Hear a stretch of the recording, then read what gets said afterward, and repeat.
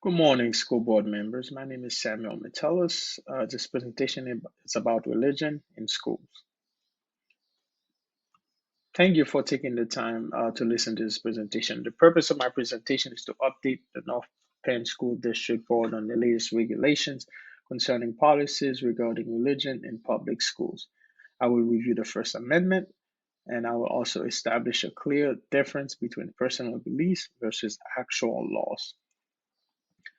Before we begin our presentation, I will revisit the North Penn School District vision statements.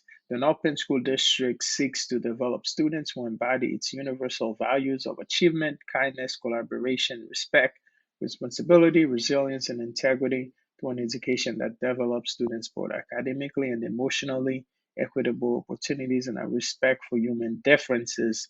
Members of the North Penn community will contribute to their local and global communities. Neutrality. It is critical that we focus solely on the facts and the updated policies rather than our own personal belief. The resources that I will use for this presentation are the 2019 PEW report on religion in schools and the U.S. Department of Education guidance report. The First Amendment. The First Amendment to the U.S. Constitution both prevent the government from establishing religion and protects religious exercises and religious expressions from unwarranted government interference and discrimination. Free speech and free exercise clause. Nothing in the Constitution prohibits any public school students from voluntarily playing at any time before, during, or after school day. This is from the U.S. Department of Education. Rights of students have the same right to engage in religious activity and discussion just like other non-religious school activities. This is from the PEW Research Center. Students may organize prayer groups and religious clubs to the same extent that students are permitted to organize other extracurricular activities and clubs.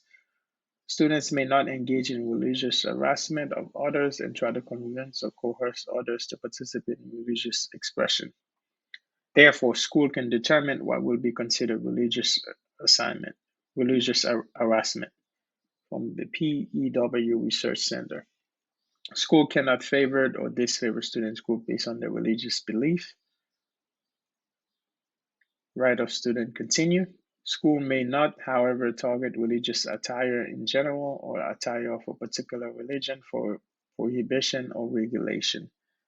Students may display religious messages on items of clothing to the same extent and pursuant to the same condition that they are permitted to display non-religious messages. This is from the U.S. Department of Education. Now, the right of parents when it comes to religion.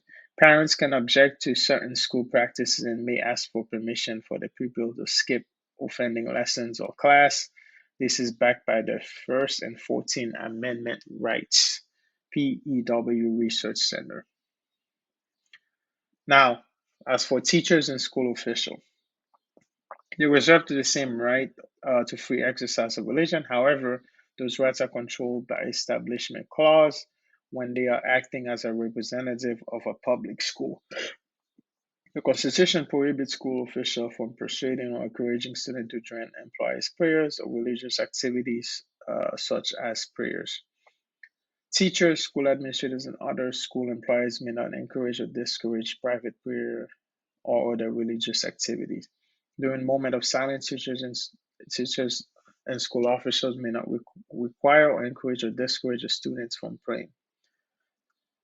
And then as teachers and school officials must provide accommodation for students to express their religion during instructional time, just like they may engage in non-religious private expression during class. For example, students that bow their head to pray before a test. This must be allowed according to the laws.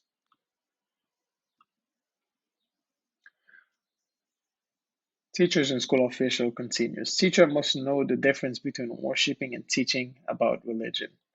Public school may not provide religious instruction, but they may teach about religion and promote religious liberty and respect for religious views or lack thereof.